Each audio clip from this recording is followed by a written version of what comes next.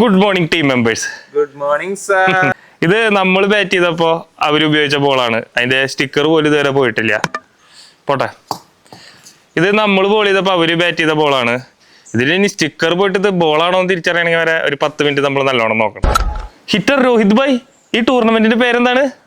India Australia tournament. Border Gavaskar.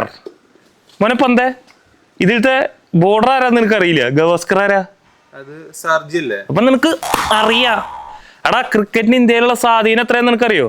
നീ ഒരു 10 ബോളും കൂടി ഡിഫൻസ് ചെയ്തിരുന്നെങ്കിലോ നീ ചിലപ്പോ ഇന്ത്യയുടെ ഡിഫൻസ് മിനിസ്റ്റർ വരായനെ. വയസ്സ് കുറെ കൂടിയാലാണ് ടെസ്റ്റ് നന്നായി കളിക്കാൻ പറ്റുക എന്നുള്ളൊരു ചിന്തയില്ലേ രോഹിത്തെ, കോഹ്ലിയെ? പിന്നെ തീർച്ചയായും ഉണ്ടല്ലേ.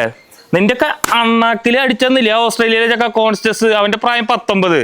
നമ്മുടെ ടീമിൽ മര്യാദയ്ക്ക് 4 ബോൾ ബാറ്റും കൊണ്ടുവന്ന് നിതേഷിന്റെ ജയ്സ്വാളിന്റെ പ്രായം 21, 22. നമ്മുടെ ഈ ബാറ്റിംഗ് വളരെ മോശം എന്നല്ല, ദുരന്താണ് നമ്മുടെ ബാറ്റിംഗ്. അതുകൊണ്ട് നമ്മൾ ബാറ്റിംഗ് ഇൻചാർജ് നമ്മുടെ ഏറ്റവും നന്നായി ബാറ്റ് ചെയ്ത പ്ലെയർക്ക് തന്നെ കൊടുക്കുകയാണ്. മിസ്റ്റർ ബുംറ, നിങ്ങളാണ് അടുത്ത കളിയിലെ നമ്മുടെ ബാറ്റിംഗ് ഇൻചാർജ്.